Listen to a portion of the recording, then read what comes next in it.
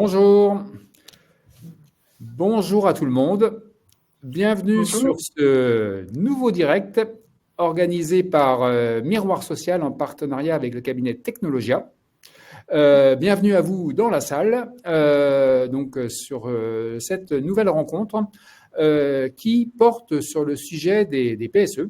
Des PSE, alors sous l'angle des conséquences des PSE sur la charge de travail des salariés qui restent et comment on pose le sujet. Et donc, en toile de fond, c'était l'angle de l'invitation qui vous a été adressée, c'est comment on anticipe les gains de productivité sur les PSE et les gains de productivité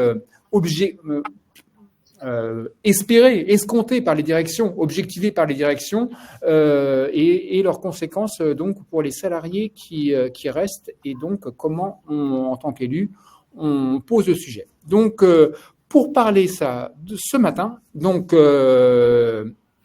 Nicolas Villard, toi tu es donc le directeur général de Technologia Expertise, donc c'est la partie expertise comptable du groupe Technologia. Valentine Brégier, toi tu es la directrice juridique de Technologia et tu vas apporter un éclairage effectivement juridique sur la structure, mais aussi sur la place des conditions de travail là-dessus, la santé au travail. Donc on va avoir le côté avec vous, les deux éléments de l'approche, c'est-à-dire la partie éco et la partie santé au travail avec vous deux. Merci à vous deux. Et on a la chance d'avoir deux témoignages d'élus sur le sujet. Alors Stéphanie Meunier, toi, tu es déléguée syndicale UNSA chez le laboratoire pharmaceutique MSD France. Et donc, tu as une petite expérience, puisque tu me racontais que vous avez enchaîné les PSE. Attends, je remets de mémoire. Attends, c'est combien? 7 ans. 7 ans, 15 ans. Voilà. Donc voilà. Donc tu as un petit recul sur la pratique et donc ses conséquences et de la façon dont le poser. Et Arnaud Rézillo, toi tu es délégué syndical CFE-CGC chez Orange, alors dans la partie SCE, et qui là c'est récent, enfin qui est concerné par un PDV assez massif.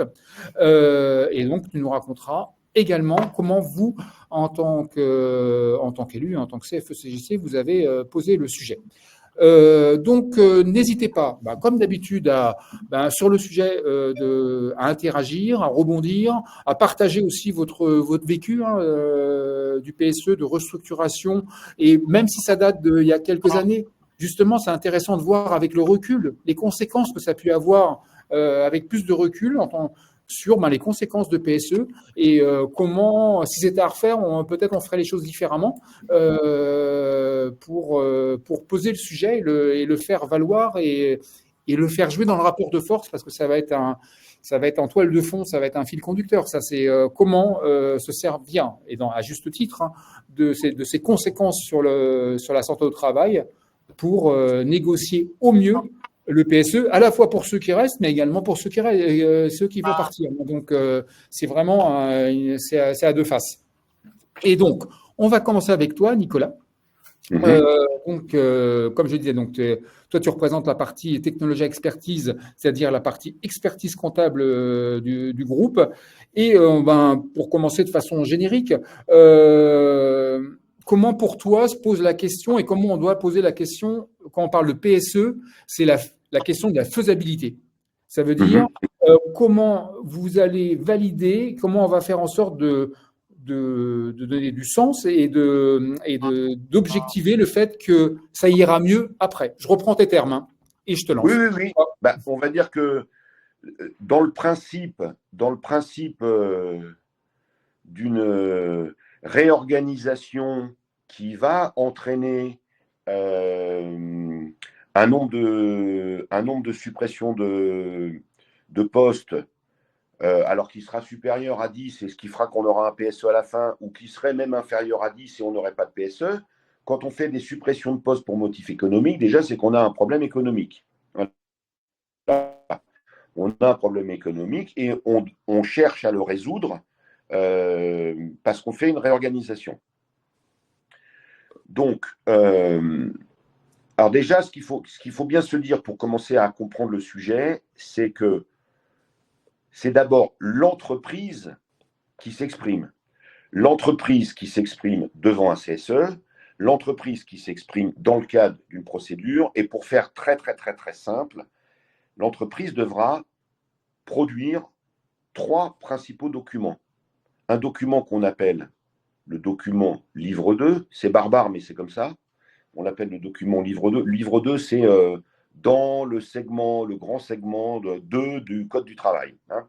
Donc, dans un document dit livre 2, l'entreprise va dire qu'elle a des difficultés économiques, les exposer. Elle va dire comment elle a cherché à faire face à ces difficultés économiques par des moyens divers et multiples et comment elle n'est pas parvenue à juguler les difficultés, et donc aboutir au fait que si elle ne fait pas la réorganisation qu'elle va nous exposer dans quelques minutes, l'entreprise serait vraiment mise à mal, et le grand mot qui est utilisé, c'est que la compétitivité de l'entreprise serait gravement mise en danger. Une fois qu'elle a posé tout ça, elle explique quelle est sa réorganisation qui va lui permettre de retourner in bonis, de retourner à des jours, si ce n'est meilleurs, au minimum acceptable. Ça, c'est un premier document. Donc, dans ce document-là, on va déjà entendre parler d'organisation. Il faut bien évidemment le lire. Tout le monde doit le lire. Les élus, comme bien évidemment les experts qui travailleront à côté des élus. Comme d'ailleurs la DRITS le lira, bien entendu. Deuxième document, un document livre 1. Globalement, ce document, il est avec quelques éléments techniques fondamentaux qui sont ceux où on va trier les effectifs par catégorie professionnelle. Je ne développe pas parce que là, ça va être vraiment tellement long. Et puis, comment on va également fixer les critères d'ordre pour, au moment où, à l'intérieur d'une catégorie professionnelle où on a 10 salariés et où on a 3 suppressions de postes, quels sont les critères d'ordre qui vont faire que 3 personnes seront, pardon pour le terme, invitées à quitter l'entreprise. Donc, critères d'ordre, catégorie professionnelle, critères d'ordre, et puis catalogue de l'ensemble des mesures qui sont des mesures qui doivent toutes viser à faciliter soit le reclassement des salariés en interne, soit le reclassement des salariés en externe, c'est-à-dire globalement qui retrouvent un travail. Je ne développe pas livre 1. Et puis on a un troisième document, c'est assez récent dans l'histoire des PSE, on a un troisième document qui s'appelle le document livre 4. Et dans ce document livre 4, l'entreprise doit dire comment ma réorganisation est susceptible d'affecter les conditions de travail et comment mon dispositif est tel que les risques d'affectation des conditions de travail vont être globalement jugulables s'ils surviennent et jugulés quand ils surviendront. Voilà. Et donc, dans ce document livre 4, on va également parler de l'organisation. Donc, qui veut comprendre le sujet de l'organisation qui serait efficiente, pas efficiente, dangereuse, pas dangereuse, devra commencer par lire attentivement le livre 2 et le livre 4. Alors, l'organisation efficiente, c'est déjà une organisation qui nous permet d'atteindre les objectifs économiques qu'on s'est fixés, c'est-à-dire, si supposer que je perde avant réorganisation des millions et des millions chaque année et que ce n'est pas tenable, est-ce qu'avec la réorganisation, j'arriverai, si ce n'est à gagner des milliards, à au moins cesser de perdre des millions. Cesser de perdre des millions avec un effectif qui sera réduit. Et si tout ça fonctionne, voilà, économiquement, si tout ça fonctionne, c'est un premier point. Et puis après, est-ce que c'est faisable ou pas faisable? Alors, dans les documents qu'on a, voilà, maintenant j'en arrive au réel des documents. Hein. Les documents, qu'est-ce qu'ils nous disent? De manière très générale, les documents, ils décrivent, mais de manière extraordinairement succincte, une organisation cible, c'est-à-dire qu'on a un document, ça c'est le livre 2, hein, qui nous dit, pour que tout marche bien, j'ai besoin de tel poste, tel poste, tel poste, tel poste, tel poste, tel poste. Ah, vous avez vu, je supprimerai le poste 1, le poste 4, le poste 9, et on vous dit, mais vraiment de manière également extrêmement péremptoire, pourquoi je suis capable de supprimer ce poste? Parce que globalement, il y aura un outil nouveau, parce que globalement, je transférerai de la charge à une filiale, parce que globalement, je prioriserai les tâches. Vous voyez, on vous jette comme ça quelques items, et donc le livre 2 prétend que tout va bien fonctionner. Quand on lit le livre 4, alors on a maintenant des livres 4 qui sont quasiment des rapports d'experts CHSCT, hein, où on vous explique vraiment par le menu quels peuvent être tous les risques psychosociaux qui peuvent affecter la santé, etc., etc. Et puis on vous dit, on sera attentif. On aura une cellule qui écoutera les gens. Les RH s'occuperont. Mais est-ce qu'on a les moyens? Est-ce qu'on a... Voilà. Et là, il va falloir faire un grand travail, je dirais un grand travail d'enquête. Un sujet qui n'est jamais abordé dans la littérature, c'est la description sérieuse de l'organisation actuelle, de ses vertus et de ses dysfonctionnements, et comment on va réussir à atteindre un schéma d'organisation cible maîtrisé, avec tout le problème de la phase de transition, qui est une phase extrêmement difficile. Ça n'existe jamais. Donc, qu'est-ce qu'il faut faire?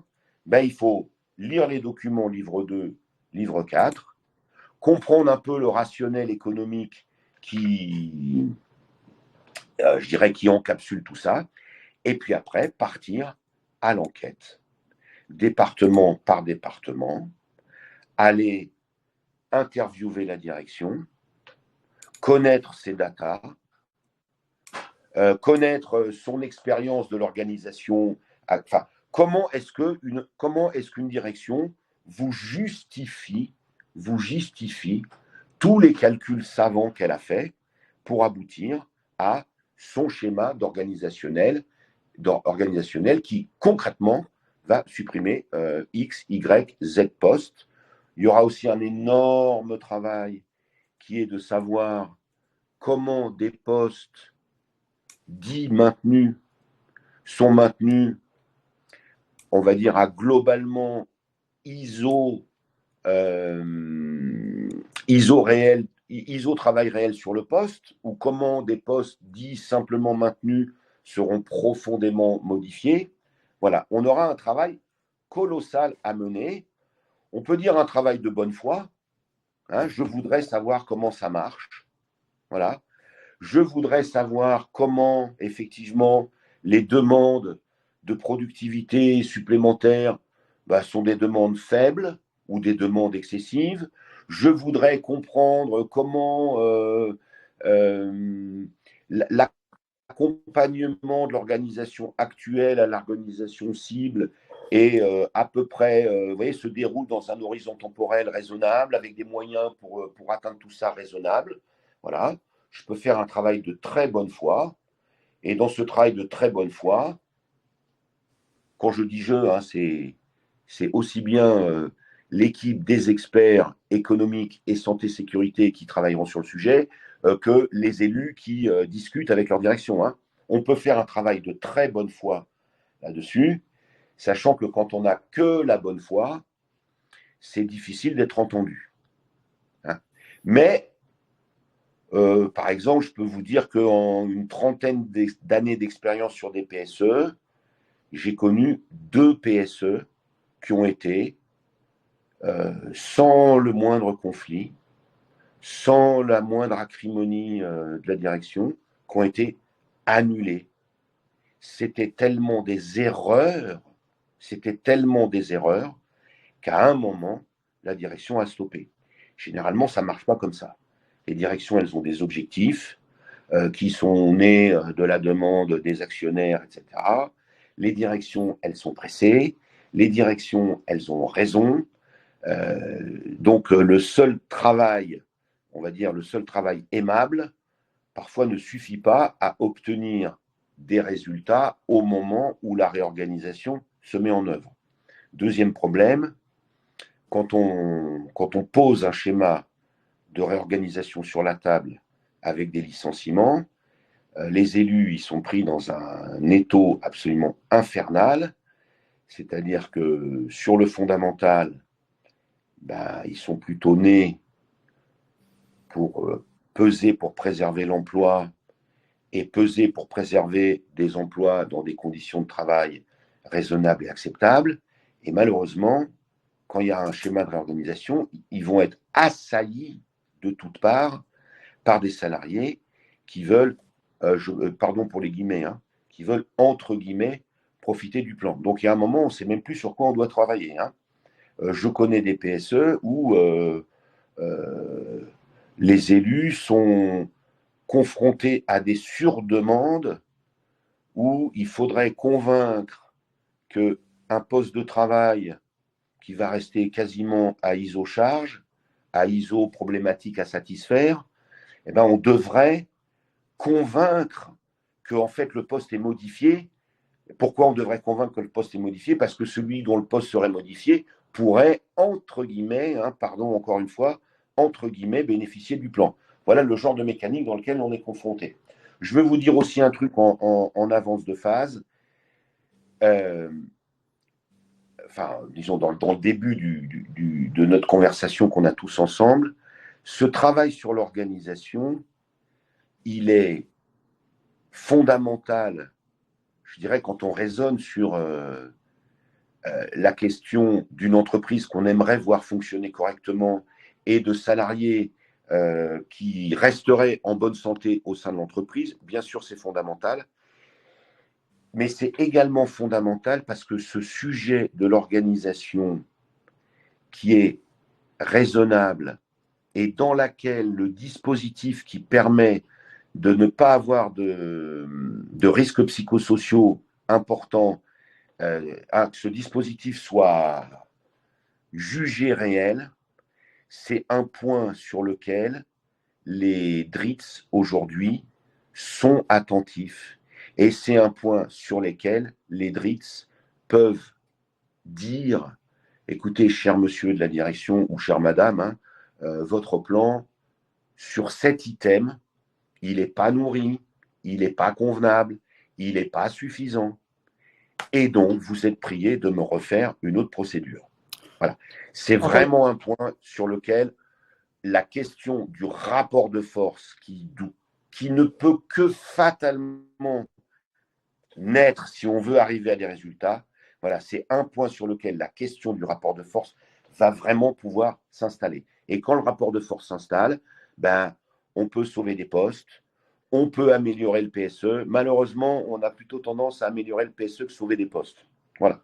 Excusez-moi, je suis un peu long. Non, merci Nicolas. Merci Nicolas pour l'introduction. Et tu auras l'occasion aussi peut-être de rebondir sur quand on parlait quand on a cadré, tu me parlais qu'il y a certains PSE qui sont justifiés par des croyances en fait, et que c'était vraiment et c'était loin d'être objectivé et qu'il y avait matière là à détricoter le truc. Je passe la parole. Je passe la parole à Valentine. Alors Valentine, toi tu es directrice juridique donc du groupe Technologia et Nicolas parlait de rapport de force et toi pour te lancer, c'est en quoi un des éléments clés du rapport de force, c'est ne pas d'avoir un maximum de billes pour les élus en amont du PSE, c'est-à-dire dans le travail qu'ils font tout au cours de l'année, pour être en capacité, si survient l'annonce d'un PSE, d'être en capacité à ce moment-là, d'être en capacité d'apporter des éléments qui étayent la problématique des conditions de travail, de la charge de travail, et que les élus se réveillent pas comme ça en disant on va s'intéresser à la charge de travail. C'est un travail au quotidien. Et comment il doit pour toi se caractériser et quelle est l'importance de poser le sujet bien en amont, et on parle d'anticipation et en quoi c'est vraiment important. À toi.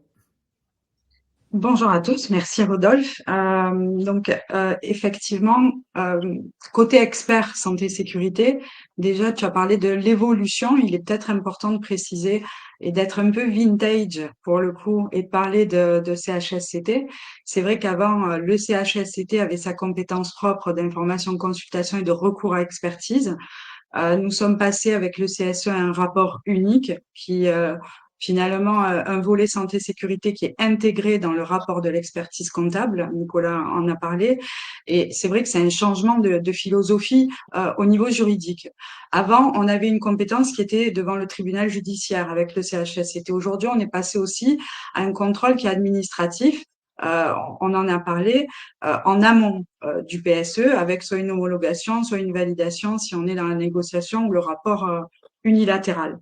Ce qui semble important, effectivement, pour bien prendre en charge la question de la santé et de la sécurité, c'est de faire un peu un bilan finalement des dernières années de mandat, de savoir si finalement des questions déjà de santé sécurité ont déjà été posées par des recours à expertise pour risques graves, par exemple, ou dans le cadre d'autres projets importants. Est-ce que on a sensibilisé sur des questions particulières, voire dans la politique sociale, dans tout le travail au quotidien que font les élus. Ce sont aussi des leviers de négociation pour la suite, pour le PSE. Donc, il est important de faire un peu comme quand on est en négociation électorale, si je puis dire, de bien revenir sur le bilan d'action des élus CSE, du travail qu'ils font au quotidien auprès des salariés. La situation ne sera pas la même selon si on a un management qui a posé problématique ou pas. Bien évidemment. Et là, on parle aussi après de la suite concernant la charge de travail. Donc, il est important de se baser sur les évaluations qui ont déjà été faites, sur les expertises qui ont déjà été faites, sur les questionnaires peut-être qui ont déjà été faits, sur les enquêtes que les élus mènent directement auprès des salariés. Ils reçoivent de nombreuses plaintes de salariés, ils reçoivent de nombreuses informations. Donc, il est temps là un petit peu de faire ce bilan déjà pour s'en servir après comme l'a expliqué Nicolas, à essayer de faire prendre conscience à l'employeur que c'est un volet qu'il doit prendre en compte, qu'on soit dans une démarche unilatérale ou de négociation. Alors, il n'y aura pas d'avis propre, hein, il n'y aura pas d'information, consultation propre, bien évidemment, mais il y aura un volet dont les élus peuvent se saisir. Alors, bien évidemment, ils peuvent, dès le recours à expert comptable, préciser qu'ils veulent, bien évidemment, ce volet santé-sécurité, nourrir l'expert. Alors, pourquoi je dis dès le début? Parce qu'effectivement, on l'a dit, on est enfermé dans des délais restreints. Les élus sont dans des contraintes temporelles qui sont infernales. C'est très court. Ça va de maximum quelques mois. Et c'est vrai que l'expert aussi a des conditions d'intervention qui sont très restrictives en termes de délai, bien cadrées. Et tout ça est fait vraiment de manière très fixe. On peut le négocier, bien évidemment, hein, dans un accord de méthode où on prévoit peut-être plus de souplesse, mais reste à pouvoir le négocier en amont du plan, par exemple dans le cadre d'un accord de méthode. Il est important, du coup, il me semble, de se créer aussi donc des leviers juridiques pour intégrer directement dans la négociation, si c'est possible, cette question-là. Alors pourquoi? Parce que je remarque que même si on intègre la question là, c'est pour ceux qui restent aussi. Donc c'est véritablement de penser un peu en mode prédiction. Est-ce qu'on pourrait pas se mettre d'accord sur un suivi de charge de travail un peu plus régulier qu'à la normale parce qu'on vient de subir un PSE. Est-ce que vos calculs, alors on parle beaucoup de nouvelles technologies, moi je commence à me passionner aussi pour le sujet de l'intelligence artificielle. Et c'est vrai que quand on regarde les chiffres qui sont prédits sur le sujet, beaucoup d'emplois pourraient être menacés. Beaucoup de secteurs comme la pharmaceutique sont très intéressés par intégrer cette IA pour bien sûr des gains de productivité. Mais la question, c'est est-ce que ce gain de productivité va être réel par la suite post-PSE? En gros, vous nous vendez pas du rêve, on espère.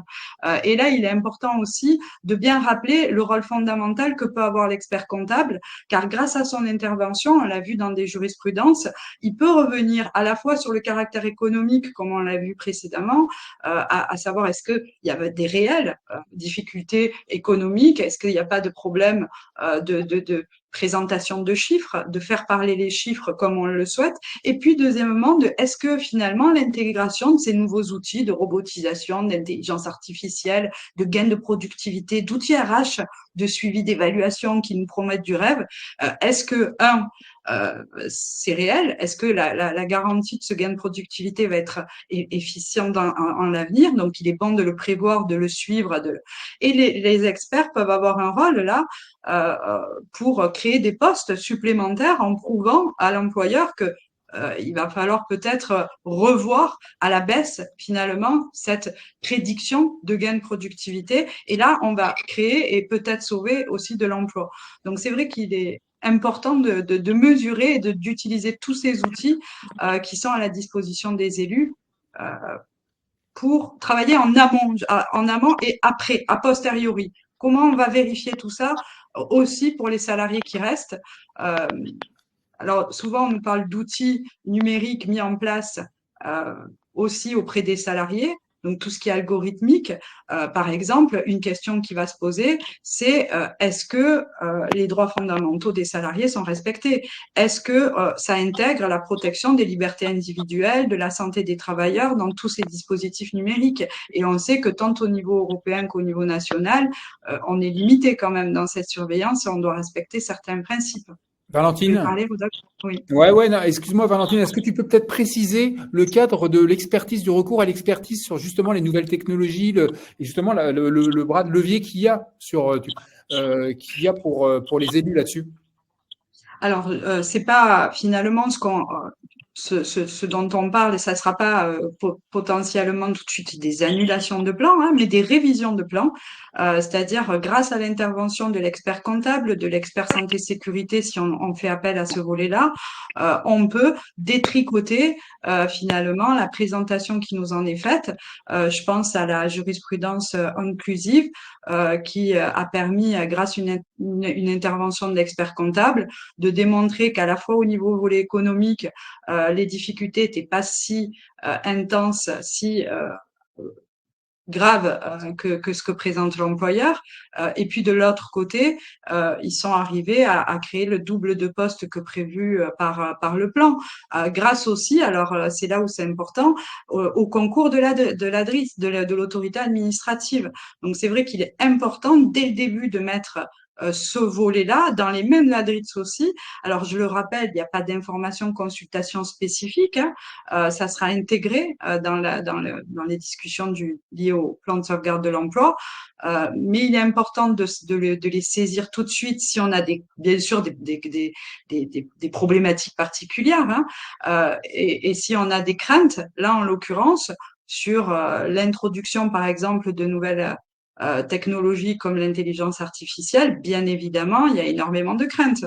On voit bien des présentations d'intégration d'IA avec des promesses de gains de productivité, des suppressions de postes, parfois de fonctions support à hauteur de 30%, si on prend le cas d'IBM, il me semble de mémoire.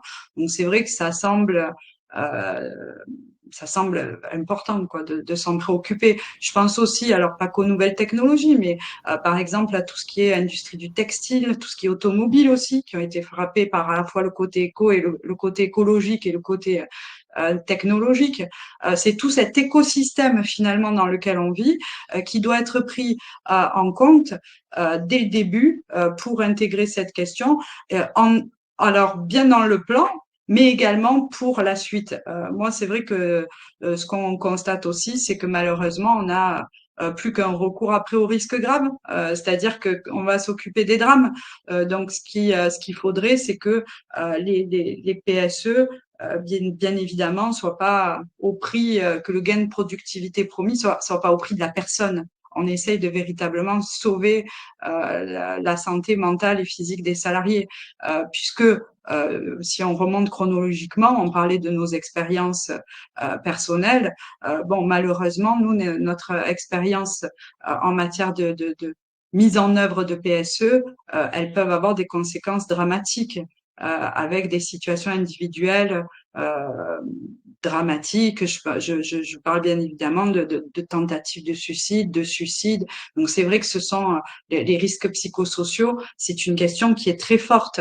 On l'a dit, on coupe finalement la vision d'avenir du salarié, ce qui est très anxiogène, ce qui nous met presque dans un état un peu animal. Je ne sais pas ce que je vais devenir demain.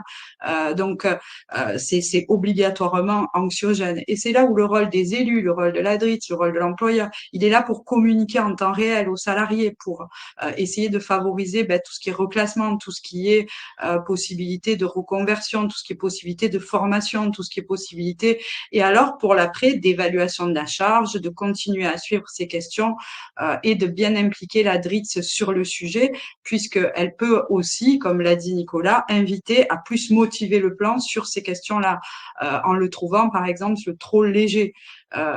Et c'est là où aussi l'expert va pouvoir apporter son autorité de compétence et sa matière pour y arriver.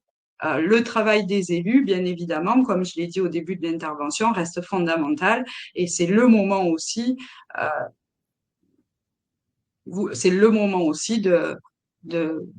faire ce bilan d'action, véritablement, et de mettre en avant finalement toutes nos actions menées pendant les dernières années de nos mandats. Le bilan d'action, le bilan d'action, mais tu vois, Valentine, il y a Pierre Jolet qui pose la question, et je crois que tu en as parlé, dans le suivi, par exemple, la BDSE, se donner les moyens aussi de suivre ce que la direction met dans la BDSE, si la BDSE est à jour sur le volet santé au travail. Alors là, pareil, c'est des questions peut-être dont il faut se préoccuper bien avant bien sûr, que le PSE arrive. Alors bien, on peut avoir aussi des signes, des droits d'alerte économique qui permettent le recours à expert comptable aussi, pour éviter, bien évidemment, quand on parle d'orientation stratégique de l'entreprise, c'est pour sauvegarder l'emploi des salariés. Donc, bien évidemment, le PSE, c'est l'échec. C'est clairement des questions dont il faut se saisir en amont. Alors, je prends un exemple, la BDESE, je sais même plus comment elle s'appelle, elle a évolué, il y a le S à la fin. Non, c'est l'environnement, voilà, BDSE, environnement. Du coup, bien souvent, en pratique, on est un peu d'accord pour dire pas que c'est un échec, mais presque. Pas tout le monde, pas toutes les entreprises ont des BDSE accessibles en ligne, avec des accès individuels pour chaque élu, pour chaque représentant de syndicaux, pour chaque représentant du personnel, et où tout va bien, la BDSE est bien remplie sur les années précédentes, sur les années en prédiction. Bon, c'est pas le cas en pratique. En pratique, tu as raison, on voit des BDSE qui manquent d'informations, finalement qui parfois ont des cases vides, qui parfois ont des lignes non ventilées, on ne sait pas ce que ça veut dire, ou des fourchettes qui ne sont pas précises. Là, moi, ce que je préconise aussi, c'est de travailler peut-être avant le PSE, si c'est possible, bien évidemment, avec un recours même à l'expertise libre. C'est un bel exemple de mettre en œuvre une expertise libre qui est financée par le CSE, mais qui permettrait, et qui empêche finalement de demander toute information à l'employeur, l'expert est obligé de travailler avec les informations de l'élu, mais là, pour le coup, ça serait analyse-nous la BDSE et matérialise-nous ce qui manque, quels sont les volets insuffisants. Je pense aussi au DURP qu'on devait retrouver en ligne en 2025. Finalement, ça se fait pas. On voit bien qu'on a des difficultés pratiques à avoir la même discipline dans toutes les entreprises. Et là, on peut aussi faire le distinguo entre les grands groupes et les petites entreprises. Le tissu économique français n'est pas composé que de grands groupes, malheureusement. Ce qu'on voit dans les PSE, c'est que ceux qui négocient des départs ou des reclassements, qui ont d'autres possibilités que le licenciement, ce sont les grands groupes. La majorité des petites entreprises et des TPE finissent en licenciement, je crois que c'est à 80%. C'est des proportions énormes, alors que les grands groupes, on doit être sur du 60% de licenciement. Donc, bien évidemment, ce sont des questions qu'il faut traiter en amont. Et si on l'a pas fait, demander à l'expert, effectivement, de nous matérialiser au moins les données qui manquent, les données insuffisantes, et de toujours avoir ce dialogue aussi avec l'inspection du travail qui va être aussi très de bons conseils, qui va pouvoir intervenir auprès de l'employeur. Alors toujours pour préserver un suivi de la mise en œuvre par rapport à la santé et à la sécurité des salariés qui restent, parce qu'effectivement, bien souvent, c'est au prix des personnes. Les tâches de certaines personnes qui s'en vont retombent sur ceux qui restent. La surcharge de travail est là. Donc, pour ne pas éviter de traiter ça en risque grave pour la santé des salariés, ce qui serait quand même pas le but, c'est de mettre bien en place une prévention primaire, secondaire, tertiaire, des suivis, des audits, un travail de fond avec les élus, à proximité avec les élus, qui souvent sont de très bons d'ailleurs acteurs de prévention eux-mêmes, hein, dans le cadre des PSE. C'est eux la prévention, hein, si je peux me permettre. Ok. Merci Valentine. Alors BDESE. Ok, Ah, BDESE. BDESE, Ouais, merci. Ouais, merci Pierre. Ok. Alors, merci Valentine. Tu rebondis quand tu veux, au fil des interventions. On va pas. Stéphanie et Arnaud sont patients. Vous allez intervenir. On va vous écouter. Ça va être intéressant de voir vous concrètement sur le terrain ce que ça donne. Mais avant de vous passer la parole à toi, Stéphanie, en premier, Nicolas, je te redonne la main. C'est parce que quand on a cadré, tu m'expliquais que vous avez traité le sujet tu as le cas d'un exemple d'un PSE qui a fait l'objet d'un accord majoritaire et qui pour autant a été retoqué par la DRIET pour insuffisance justement sur le livre 4. C'est quand même un cas intéressant. Et donc là, par contre, je t'avais coupé le micro, là, Nicolas, et donc je te le réactive. Je le fais. Voilà, ça devrait être bon là. Ok, voilà. C'est bon. À toi la parole. D'abord, Stéphanie, merci de corriger ma belle faute d'orthographe quand j'écris la DRITS en phonétique dans le chat. Merci Pas de souci. Voilà. En fait. Alors Nicolas, par contre, on te voit, on voit ta coupe de cheveux. Ah, oui, parce que j'ai mon. Ça va là ou pas? On voit ta coupe de cheveux, c'est bien. Je ne sais pas ce qui se passe. Hein. Je sais, excusez-moi là. Hein. Annulé. Ouais, c'est bizarre. Hein. Bon, écoute, on t'entend, c'est le principal. Bon, en fait, il y a quelqu'un qui a posé une question, qui a dit tout à l'heure, mais qu'est-ce que c'est que cette histoire de DRITS? Donc, évidemment, question fondamentale. J'en profite pour faire très court. L'employeur qui va ouvrir sa procédure d'information-consultation en vue de faire sa réorganisation, il va mener son projet avec 2 chemins possibles. Premier chemin, je discute, en l'occurrence, si je dis juridiquement, j'informe et je consulte le CSE, qui aura ou pas désigné un expert pour l'assister. Et quand je dis un expert, on aura évidemment aussi bien des gens qui s'intéressent à des sujets économiques, qu'à des sujets organisationnels, qu'à des sujets risques psychosociaux. On travaille sur les 3 livres, le 2, le 4, le 1, d'accord? Et à l'issue de la procédure, quand l'employeur aura reçu tous les avis du CSE, avis pouvant comprendre des revendications, des souhaits qui auront été satisfaits ou pas satisfaits, on arrivera à la fin de la procédure avec un contenu de réorganisation qui aura bougé ou pas bougé, quelques postes sauvés, quelques mesures de livre 1 améliorées. Voilà, on aura un final et l'employeur ira présenter tout ça à la DRIET. La DRIET qui l'aura déjà informé dès le début. Dès le début, il va dire à la DRIET, à propos, voilà, je suis en train d'ouvrir une procédure, voilà ma littérature, voilà ce qui se passe, etc., etc. La DRIET aura pris connaissance de la littérature. La DRIET se sera fait connaître des élus. Les élus, seuls ou avec leurs experts, auront également discuté avec la DRIET.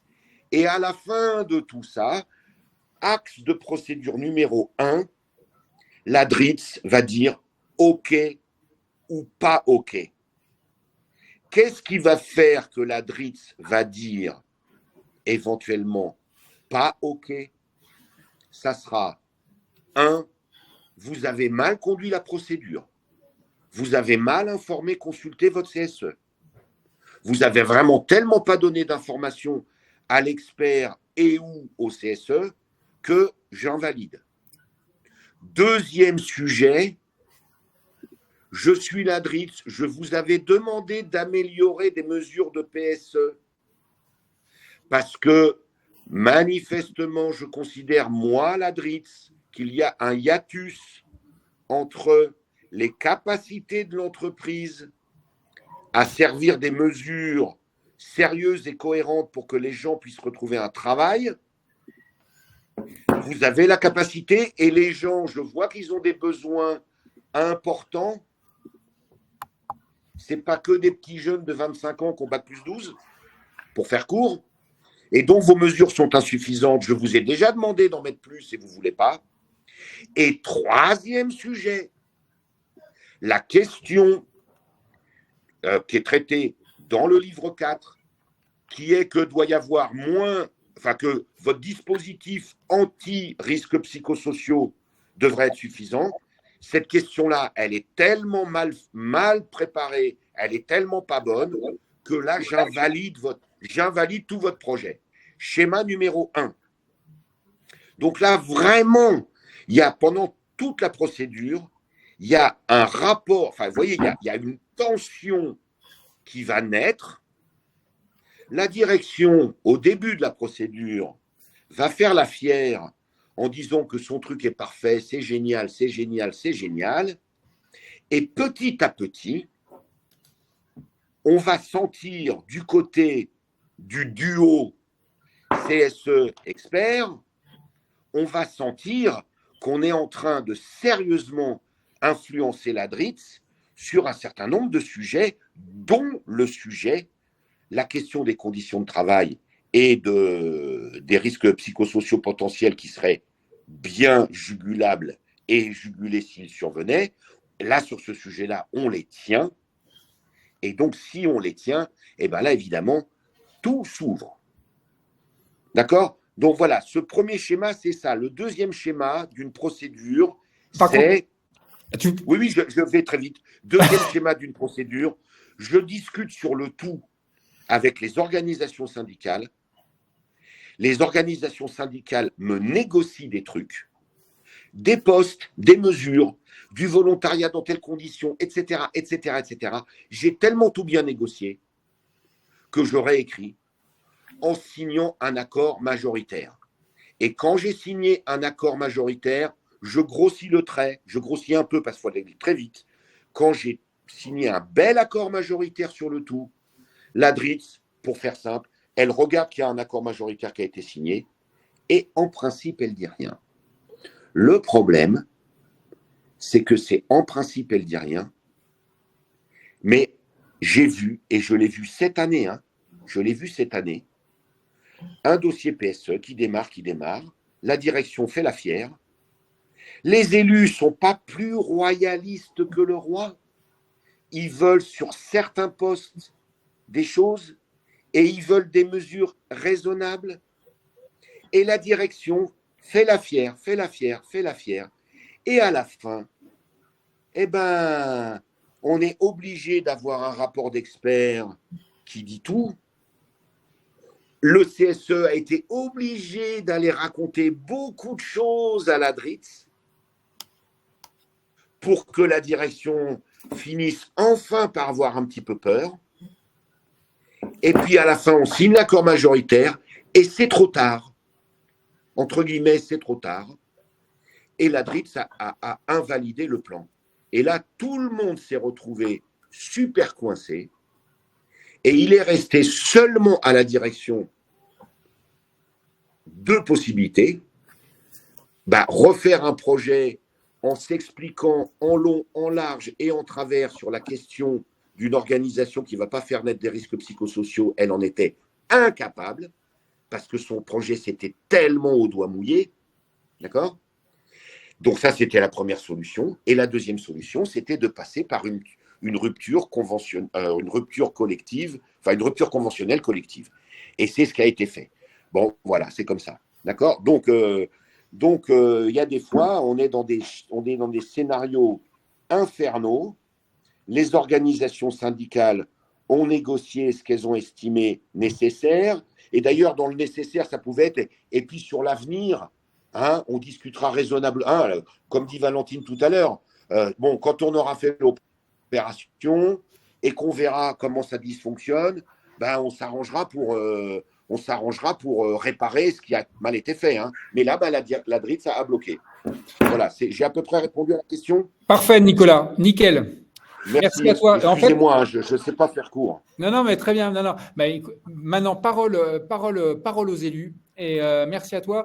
Alors, Stéphanie, déjà, merci à toi, Stéphanie, d'interagir dans le chat et de répondre aussi, de partager un peu ton expertise en la matière. Donc, merci à toi. Alors, donc Stéphanie, donc toi, tu es déléguée syndicale UNSA, je le rappelle, chez dans le laboratoire MSD France.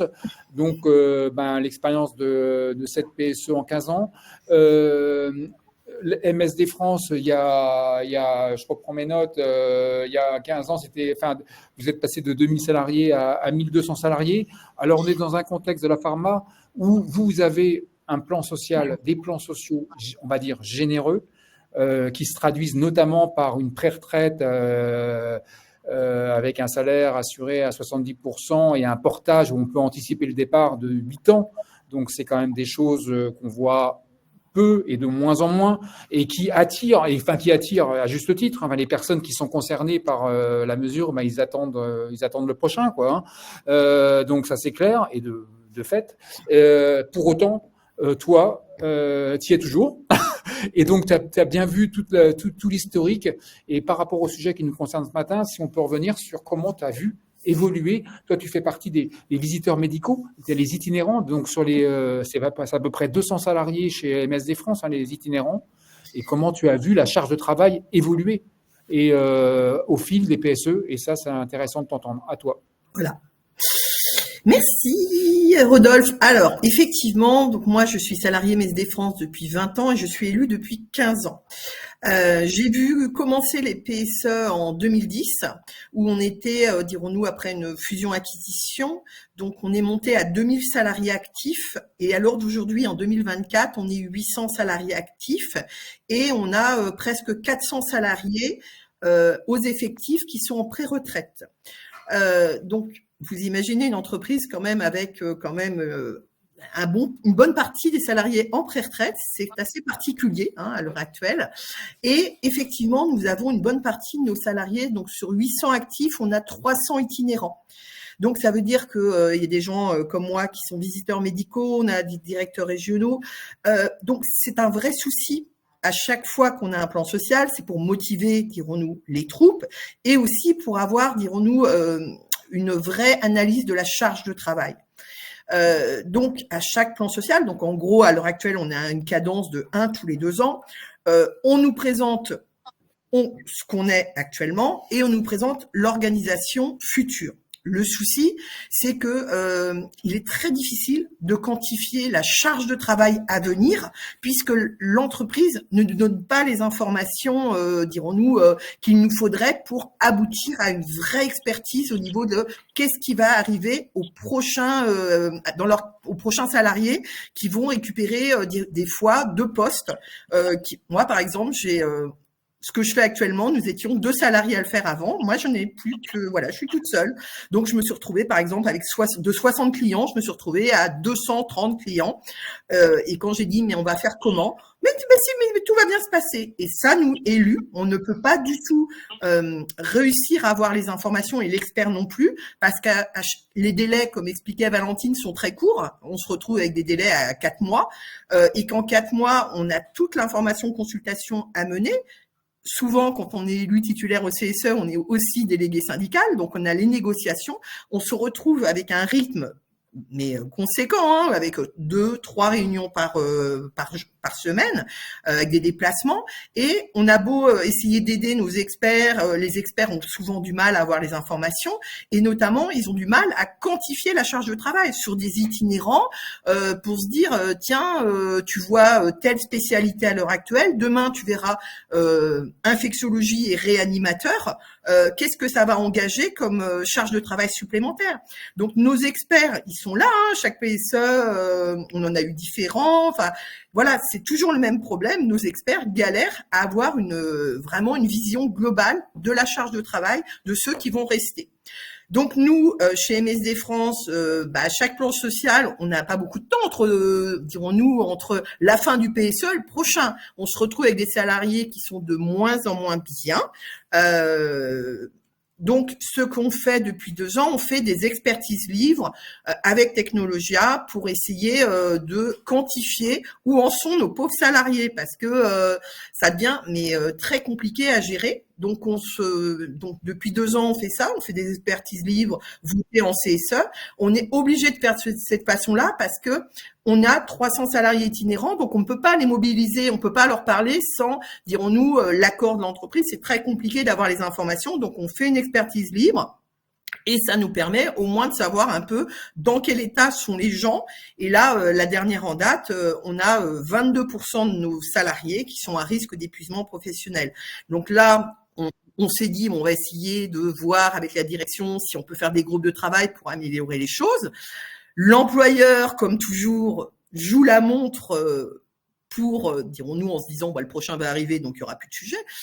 Donc là, nous allons refaire une expertise libre, mais pour arriver cette fois-ci à un risque grave. Parce que c'est toujours pareil, on peut pas, il faut dirons-nous, le factualiser, le risque grave. Valentine, on travaille souvent ensemble. C'est pas toujours simple de factualiser les choses parce que les gens, ils ont peur et d'avoir des témoignages, c'est toujours très compliqué, quoi. Donc c'est vrai que c'est important de pouvoir quantifier, même des fois sur plusieurs années, les choses. Donc là, nous serons sur 3 ans d'expertise libre. Et là, cette fois-ci, on a bon espoir de pouvoir lancer un risque grave parce qu'on aura les données suffisantes pour pouvoir cette fois-ci avoir un expert qui va nous accompagner et avoir des mesures concrètes pour les salariés qui restent, parce que on voit pas, on n'a pas de solution autrement, quoi. Donc c'est vrai que c'est très compliqué pour des entreprises où notamment il y a des itinérants pour quantifier la charge de travail. Stéphanie, tu me rappelais quand il y a quelques années, la DRIETS, dans le cadre d'un PSE, avait contraint par contre, a priori MSD, à objectiver les modifications que ça allait avoir sur les itinérants de trajets en termes de nombre de kilomètres, etc. Ça, ils ont été on n'avait pas de livre 4 du tout, donc c'est vrai que là cette fois-ci quand même la DRIETS quand même a dit c'est pas bien, donc on a eu blocage du plan social jusqu'à ce qu'ils fournissent un livre 4 correct quand même, quoi. Donc ils ont fourni quelque chose, donc ça a été voilà, on a réussi à avoir un livre 4 et on est reparti dans la formation consultation et compagnie. Mais bon, dernièrement, c'est bon, hein, ils sont rodés, hein, comme tous les 2 ans, c'est copier-coller, hein, on adapte, hop, on change. Nous, 80% du livre 2 et du livre 1, il est commun avec celui d'il y a 2 ans. Hein. C'est très industrialisé comme tout ça. Mais ça veut dire que ça a rien de réel en fait par rapport au travail réel. Le problème, il n'y a rien de réel. Et le problème, on est contraint par les délais, par les délais réglementaires. Si on voulait vraiment prendre le temps, tiens, le délégué il fait le VIH, demain il fera VIH et les antibiotiques, il faudrait reprendre vraiment le nombre de clients, regarder le nombre de kilomètres et tout en 4 mois. Si on a 4 mois, parce que des fois, il y a moins de suppression de postes, donc c'est des fois 2 mois. Ça dépend du nombre de suppressions de postes. C'est impossible. C'est pas possible. Donc, c'est toujours de l'à peu près. Et la DRIETS, nous, on dépend de l'Île-de-France, il faut quand même être réaliste aussi. Nous sommes une entreprise richissime qui donne des mesures généreuses aux salariés. On respecte toutes les cases. La DRIETS dit, pas de problème, bonne journée. Ok, alors Stéphanie, par contre, tu parlais du risque grave. Ça sous-entend aussi, toi, tu veux y aller, mais par contre, tu ne vas pas être la seule à y aller et il y a une crainte peut-être justifiée des élus et notamment des jeunes élus qui arrivent, qui y a le renouvellement du CSE. aller au risque grave pour un jeune élu, c'est pas forcément facile. C'est très compliqué. Moi, j'ai fait un DGI il y a pas longtemps, toute seule. Je l'ai mené toute seule. Enfin, il y a eu Valentine qui était là pour me soutenir. J'ai lancé ça toute seule pour sauver des équipes d'itinérants. Oui, c'est vrai qu'il faut être un élu, dirons-nous, accompagné, parce que c'est quand même pas simple de monter un. Alors là, c'était un DGI, donc c'était encore plus, dirons-nous, touchy comme domaine, mais un danger grave. Effectivement, faut être accompagné, faut avoir un cabinet d'experts qui est là pour nous aider, parce que le problème des élus à l'heure actuelle, c'est qu'on est très contraint aussi. Moi, par exemple, je suis à 70% élu et délégué syndical et j'ai des mandats de branche, mais je vais quand même à mon poste de travail. Donc, ça veut dire que dirons-nous, il faut jongler entre ses mandats et son travail. C'est très difficile. La charge mentale est énorme. Donc, on a besoin d'experts pour nous aider à y arriver et pour nous dire comment je peux objectiver le risque grave. Et c'est primordial. Moi, des fois, j'accompagne aussi donc dans la branche des sections syndicales. Je vois souvent des élus qui me disent, je vois pas l'intérêt d'experts. Mais je leur dis, mais tu vas mourir sous la charge de travail. Les experts sont là pour nous aider. On a besoin d'externaliser toutes les missions qu'on doit faire pour arriver à faire quelque chose d'efficace pour les salariés. Et notamment une expertise risque grave, c'est compliqué pour la factualiser. Et donc, on a besoin d'un cabinet d'experts pour nous accompagner. Merci Stéphanie. Merci beaucoup pour ce témoignage intéressant. Je passe. Alors, tu rebondis. On va passer à Arnaud et comme ça, après, après le témoignage d'Arnaud, je vous propose de faire vraiment au regard de tout ce que vous avez pu entendre et ce qui se passe dans le chat, d'avoir une parole libre pendant les 20 minutes qui resteront. Donc, Arnaud, à toi. Oui, bonjour. À toi la parole. Donc, tu es délégué syndical CFE-CGC chez Orange SCE. C'est l'anciennement Orange, Business Service, je crois.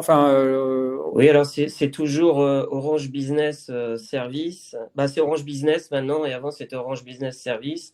En fait, c'est l'entité qui porte la marque du marché entreprise. Alors, on a plusieurs autres entités parce que sur Orange, il y a 15 CSE et on fait partie d'un CSE d'Orange, donc qui comprend 5700 salariés.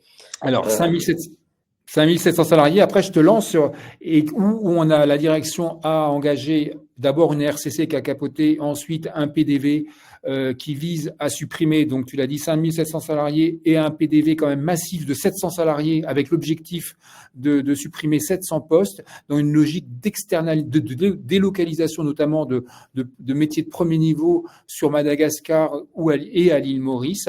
Et pour commencer, tu m'expliquais que pour vous, la direction elle est strictement dans une approche par les coûts et qu'elle ne veut absolument pas raisonner en termes d'effectifs, d'équivalent temps plein et a fortiori avec la charge de travail qui va avec.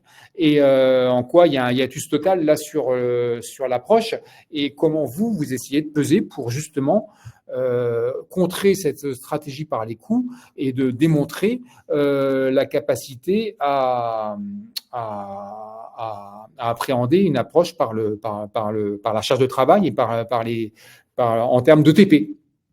Oui, alors juste, je me permets de refaire un peu d'historique parce qu'en fait, à une époque, j'entends Stéphanie, ma collègue syndicale, on va dire, qui a eu beaucoup de PSE. Alors, chez Orange, il n'y avait pas de PSE ni de PDV en tant que tel, mais il y avait quelque chose qui s'appelait temps partiel senior. Et Stéphanie a expliqué un système un peu identique, c'est-à-dire que on proposait à nos salariés de baisser un petit peu leur salaire, mais de travailler 1 an ou 2 ans et d'être libéré pendant 3 ans.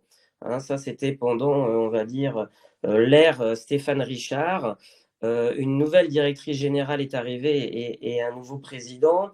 Et donc, il n'y a plus ce système qui est quand même aussi un plan de départ volontaire. Et donc, l'entreprise est venue nous voir en disant, voilà, on vous propose une rupture conventionnelle collective qui doit être négociée par les syndicats.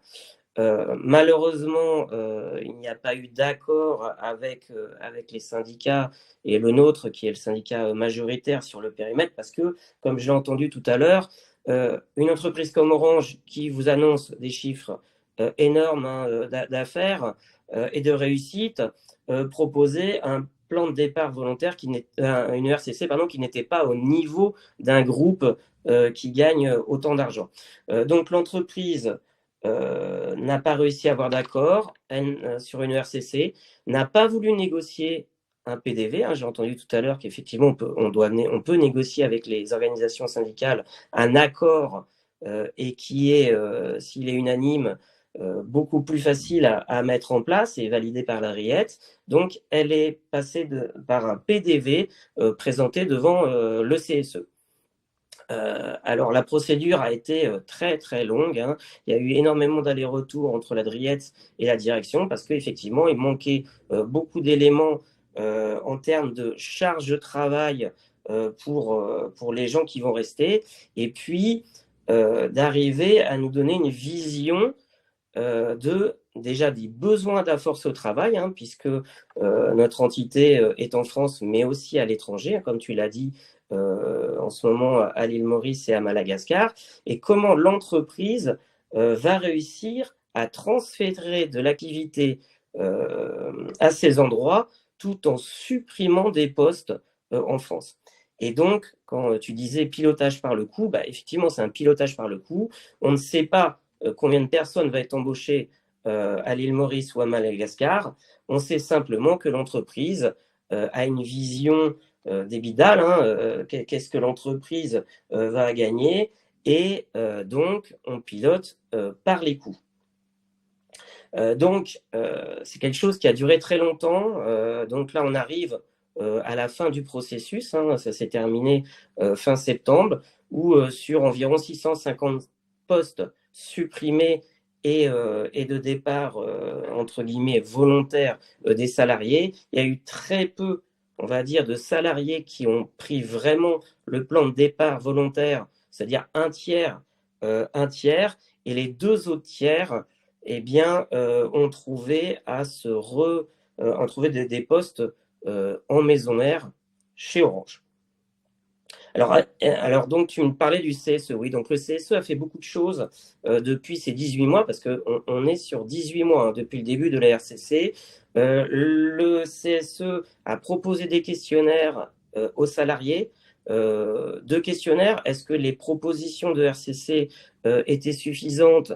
Eh bien, une majorité de salariés ont répondu négativement. Et puis, un deuxième questionnaire sur la charge de travail, puisqu'il faut rappeler, comme je vous l'ai dit tout à l'heure, que nous avons d'année en année l'impact des plans de départ volontaires via un temps partiel senior, et donc on a une réduction de 10 à 15% des effectifs sur notre périmètre. Donc avec ce PDV qui est environ à 17% de départ, comment les équipes restantes vont gérer le travail, comment ils vont réussir à faire ça, en sachant que 2 sujets par rapport à la réorganisation qui nous touchent. Premier sujet, on ferme des offres. Donc l'entreprise dit on ferme des offres, donc on supprime des postes. Sauf que quand vous fermez des offres, eh bien, il vous faut quelqu'un pour fermer l'offre. C'est pas on ferme du jour au lendemain. Et ça, on a alerté l'entreprise en disant attention, parce que vous n'avez pas pris en compte cette charge de travail. Et puis le deuxième volet, comme j'ai dit, transfert de l'activité et perte de compétences, puisque dans mon entité d'Orange, la moyenne d'âge est à plus de 50 ans. C'est-à-dire que c'est des gens qui ont une très forte expérience, et comment on va arriver à gérer le départ de salariés qui ont une compétence importante, un savoir-faire et on va dire une proactivité importante versus des personnes qui sont autre part, qu'il va falloir former. Par des biais, il y a des gens qui vont à l'île Maurice, mais aussi il y a des formations à distance, et comment ils vont aussi garder cette culture cliente. Arnaud, Madagascar français, mais voilà. Oui.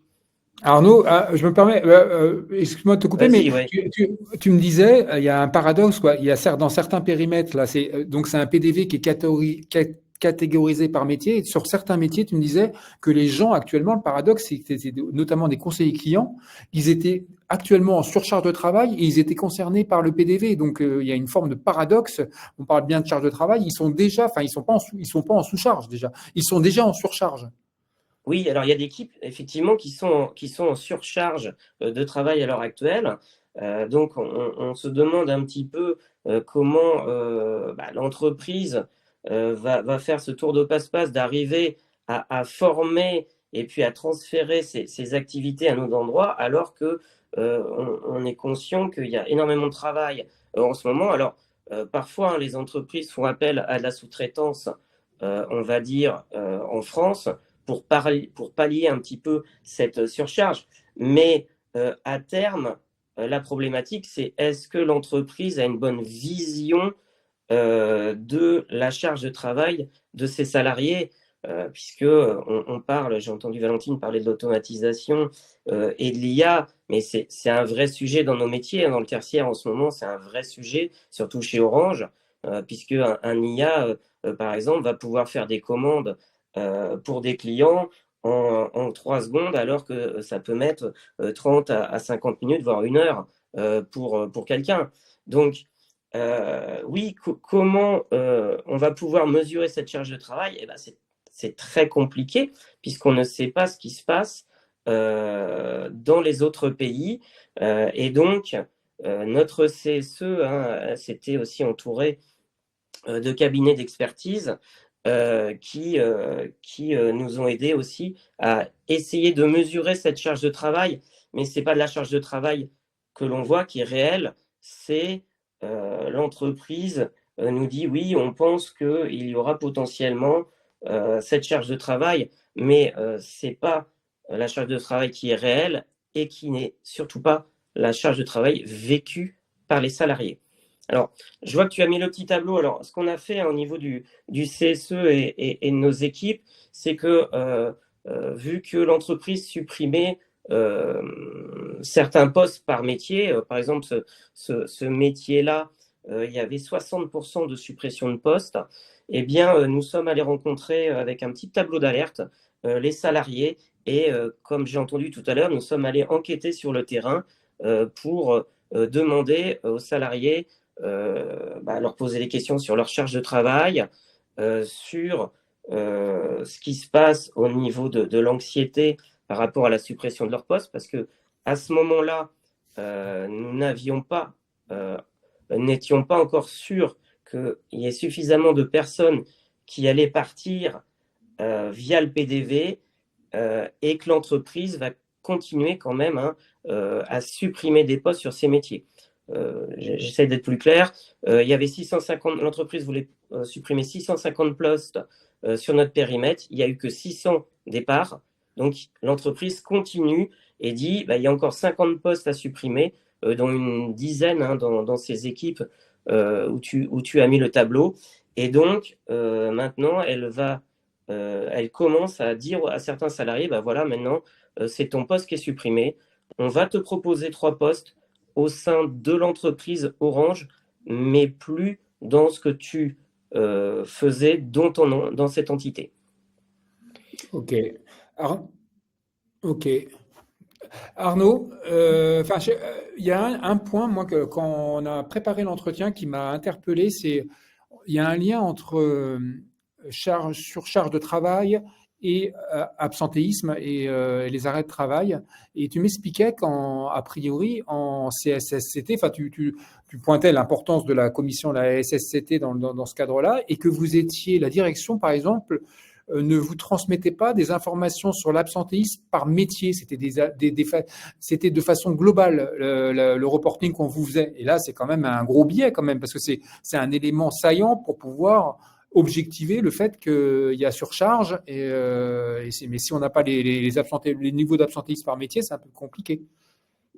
Oui, alors effectivement, sur notre périmètre, nous avons 4 C2SCT, hein, donc pour 5700 salariés. Vous voyez, il y en a une qui en a 2003, et on vous donne le global sur les 2300 salariés. Donc, c'est impossible d'arriver à faire un focus, effectivement, par métier de l'absentéisme. Et puis, comme ça a été dit tout à l'heure, hein, on est passé des CHSCT à C2SCT. La C2SCT n'a plus le pouvoir de mener elle-même une expertise ou de décider d'une expertise. Elle est obligée de passer par les CSE pour être mandatée.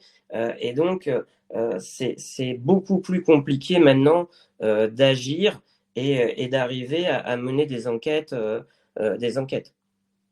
Donc oui, c'est très compliqué de suivre ce qui se passe. Alors, malheureusement, hein, sur notre périmètre, depuis 1 an de réorganisation, on a quand même eu 3 suicides, hein, il faut le dire. Donc, effectivement, c'est compliqué. Alors, il y a effectivement des expertises qui sont menées par les cabinets par rapport à ça. Et nous avons demandé une expertise aussi libre pour les salariés qui restent et pouvoir globalement regarder la charge de travail. Dernier élément, hein, chez Orange, il y a une expertise, un questionnaire triennal, hein, le CNPS, qui est tous les 3 ans.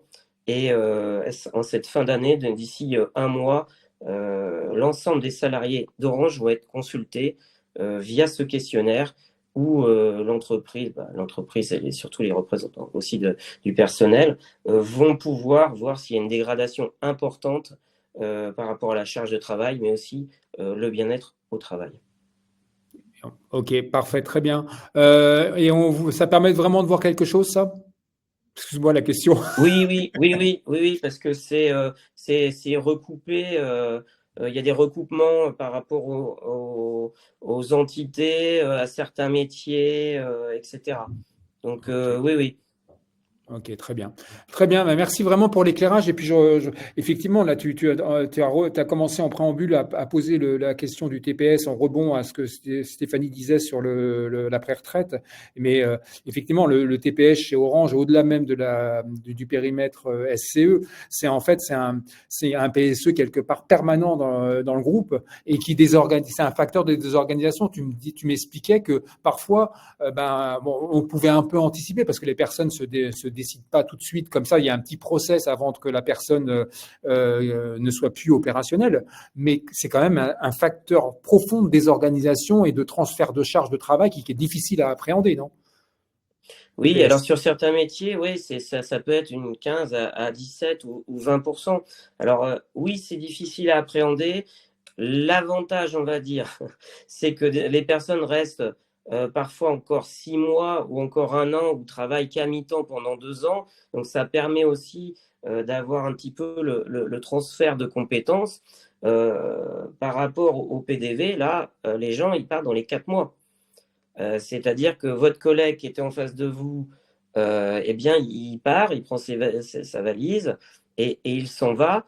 Et eh bien, son travail, il est réparti dans l'équipe le temps qu'il y ait un transfert d'activité autre part et qu'il y ait une organisation, une réorganisation.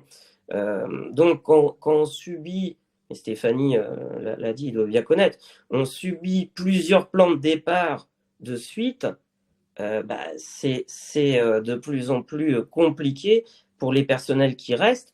Et psychologiquement, ils se disent, mais est-ce que l'entreprise, en tout cas chez nous, veut encore de nous ou nous fait encore confiance? Alors qu'on nous explique qu'il y a une transformation évidemment des métiers. Hein. Valentine a dit, il y a l'IA, alors nous, voilà, évidemment, on est porté énormément sur l'IA. Donc il y a aussi en parallèle une volonté de faire ce qu'on appelle le upskilling et le reskilling, c'est-à-dire de faire monter en compétences ou développer encore plus les compétences de nos salariés ou changer carrément de compétences et aller sur d'autres compétences. Mais notre problématique, c'est comme je vous l'ai dit, une moyenne d'âge de 50 ans.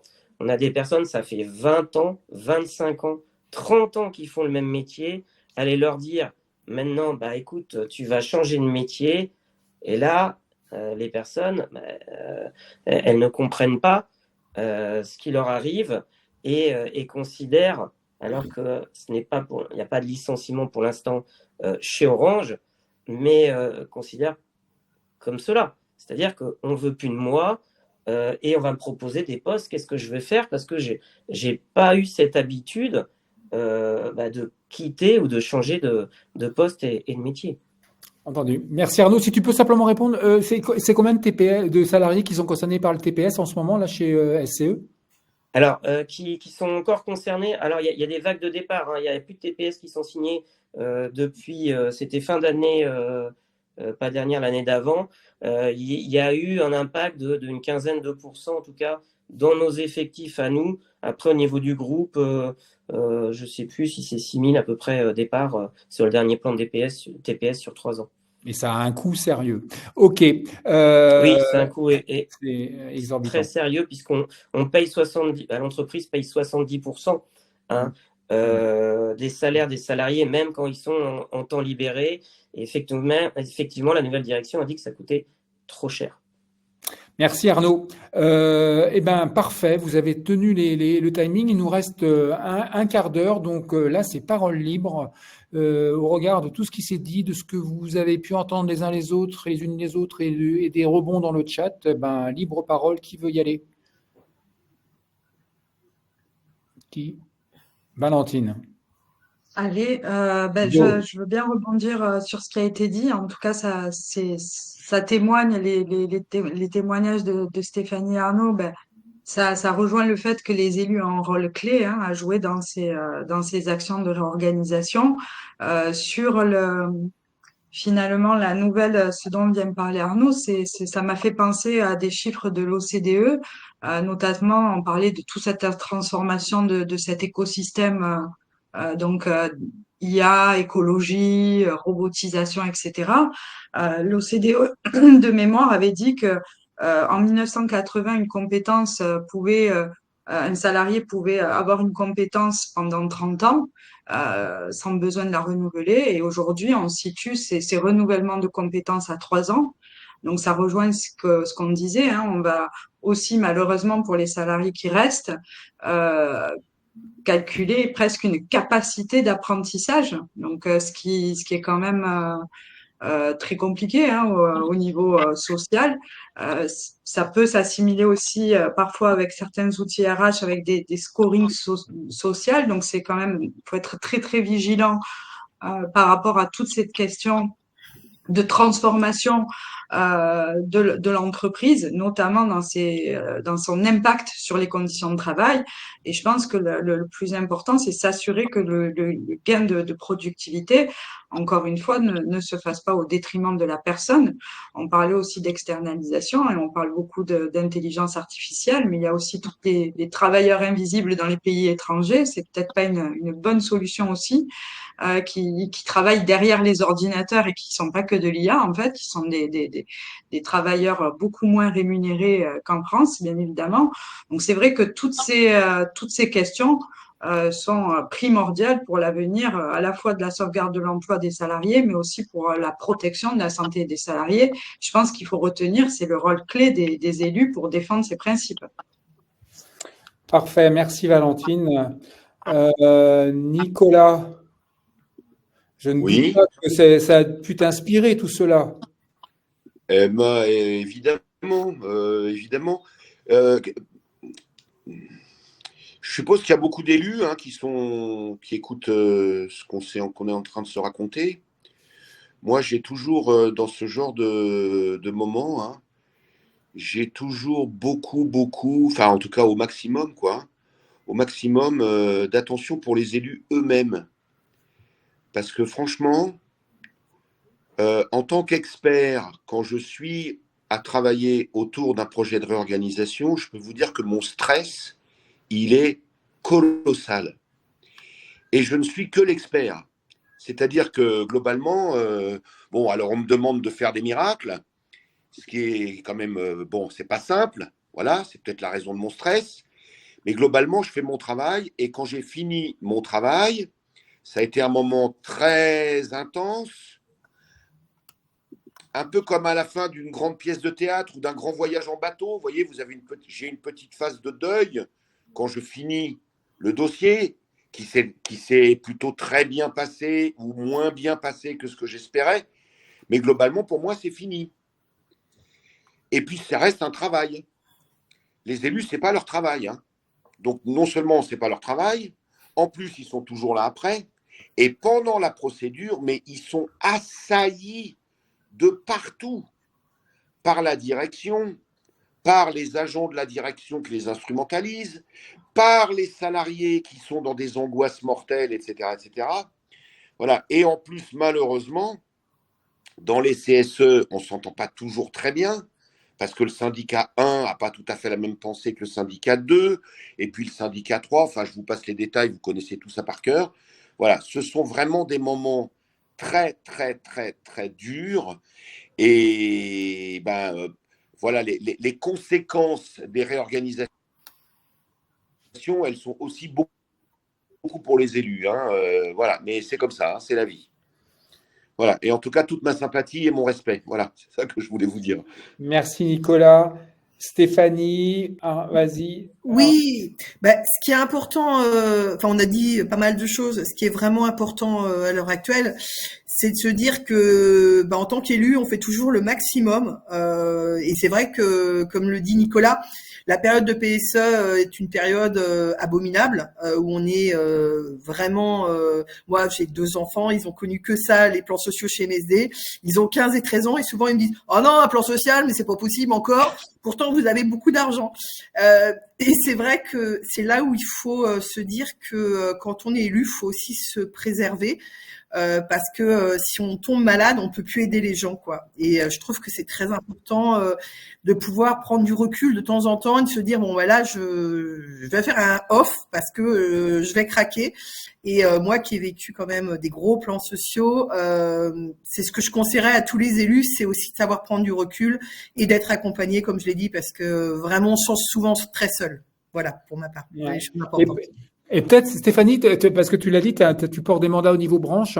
Là, oui. tu n'as pas exclusivement parlé MSD, mais par rapport au sujet qui nous concerne ce matin, sur PSE, charge de travail, ça résonne comment par rapport Alors, ça résonne, donc nous, l'industrie pharmaceutique, on est une branche qui souffre énormément à cause de la suppression petit à petit des visiteurs médicaux. Donc nous, en 2000, on était 24 000 visiteurs médicaux, on n'est plus que 8 000 au niveau de la branche de l'industrie pharmaceutique. Et pourtant, on pourrait se dire, il y en a qui m'ont posé des questions, pourquoi chez MSD on arrive à faire des plans sociaux? Parce que on est une branche qui est très sollicitée par le gouvernement pour faire des économies de santé. Donc, on a beaucoup de charges et d'impôts, de taxes qui tombent sur nos entreprises. Donc, on n'est pas sur les entreprises qui vont couler. Hein. On est sur entreprises qui vont faire de la sauvegarde de la compétitivité. Et c'est vrai que c'est pas toujours simple. Hein. On voit que au niveau de la branche, la charge de travail des visiteurs médicaux, notamment parce que c'est vraiment le métier qui est le plus, dirons-nous, chargé au niveau des PSE, c'est vraiment démoniaque. Moi, il y a 20 ans, mes journées de travail, je faisais 7 heures par jour maximum et c'était pas très violent. Maintenant, c'est facilement 10 ou 11 heures puisque le côté charge administrative a beaucoup augmenté et comme on disait, c'est moins on est nombreux, plus ceux qui restent, ils ont une charge de travail. Donc moi, j'interviens énormément au niveau de toutes les sections dans l'industrie pharmaceutique, au niveau des plans sociaux où il y a une souffrance au travail qui est très importante au niveau de ceux qui restent. Et ce qu'on a expliqué, c'est très compliqué de quantifier, c'est de réussir à faire trouver des mesures pour alléger cette charge de travail, parce que souvent les industries pharmaceutiques, par exemple, c'est plans sociaux sur plans sociaux. Donc on n'a même pas le temps de mettre quelque chose en place qu'on est déjà dans le suivant. Donc c'est expertise libre, c'est trouver des solutions, mais hélas, c'est vraiment très compliqué à l'heure actuelle. Donc, j'espère qu'on n'arrivera pas comme chez Orange à des suicides dans l'industrie pharmaceutique. Voilà. Ouais, et tu m'expliquais que c'était aussi, par exemple, tu passes, t'as un périmètre géographique, tu passes à un deuxième, tu couvres une région, tu vas en couvrir deux, et ce que la direction va te dire, tu vas te dire, en théorie, c'est absolument impossible, et la direction va te dire, c'est à toi d'aller passer moins de temps avec chaque client, Ouais, pour de pouvoir en s'adapter, voir plus. de s'adapter, de trouver une nouvelle organisation. C'est toujours à nous de trouver des solutions pour trouver une nouvelle organisation de travail. Donc c'est vrai que c'est complètement fou parce que moi j'ai souvent des appels de collègues qui me disent mais Stéphanie, aujourd'hui j'ai fait 7 heures de voiture dans la journée parce que faut faire l'hôpital 1, l'hôpital 2 est à 1h30, ben j'y vais quand même parce que on est poussé au contact et compagnie, donc les heures de travail sont de plus en plus importantes. On est forfait cadre, donc forfait cadre égale corvéable à Bercy, hein, c'est bien connu. Donc c'est un vrai souci parce que les horaires de travail, quand ça devient mais n'importe quoi. Et les kilomètres, moi j'ai beaucoup de salariés qui font 600 ou 600 kilomètres par jour. Il faudra voir les accidents de trajet. Eh ben oui. Entendu. Arnaud, un petit mot peut-être d'un petit rebond. Attends, voilà, oui, je m'y attendais pas, mais c'est pas grave. Comme tu veux. Hein. Non, mais effectivement, pour les élus, je pense que c'est compliqué parce que j'ai bien entendu tout à l'heure aussi, on est aussi délégués syndicaux, on est élus, certains sont la C2SCT, et en fait, ça fait une charge de travail importante et surtout, on doit contenter tous les salariés. Nous, on a des salariés qui voulaient partir, alors qui vous appellent pour vous dire comment tu peux m'aider pour que je puisse quitter l'entreprise et prendre le PDV. D'autres qui me disent nous, on veut surtout pas en entendre parler parce qu'on veut garder notre poste. Et puis les troisièmes qui disent il faut que tu nous aides parce que moi j'ai pas le moral et je vais pas bien. Alors c'est pas forcément dû à l'entreprise, mais voilà. Et donc effectivement c'est très compliqué d'être élu et de pas répondre parfois les week-ends. Moi je l'ai fait à une époque, mais j'ai commencé à le faire beaucoup moins parce que sinon on y passe ses week-ends, ses vacances. Et je pense que c'est un sujet qui sera intéressant à traiter. C'est comment on se protège aussi personnellement en sachant que, en tout cas, moi, je ne suis pas un psychologue. Et quand des salariés m'appellent, on a chez Orange une ligne directe d'accès vers des psychologues. Tous les salariés peuvent appeler des psychologues. On a cette chance-là. Et donc, je reroute les personnes qui ont besoin d'avoir un soutien psychologique parce que je pense que c'est très important. Voilà. Parfait. Merci à toi. Écoutez, on arrive gentiment à la fin de notre direct. Nicolas, Valentine, merci à Technologia d'avoir porté cette rencontre. Merci à toi, merci à tous de vos interventions et surtout de la qualité de ces interventions. Et puis, effectivement, beaucoup moins de moyens depuis aussi du CHSCT au CSE. Donc, n'hésitez pas, comme l'a dit Stéphanie, à vous faire accompagner par les experts comptables, les experts santé sécurité, les avocats, tous les acteurs qui sont à disposition. On en a besoin. Merci beaucoup, Rodolphe, en tout cas, pour l'invitation. Merci Stéphanie, Arnaud et Nicolas. Merci à tous. Ouais, un plaisir. Et moi, simplement, ce que je voulais dire, c'est que, en guise de conclusion, je vous ai annoncé le prochain live, le 12.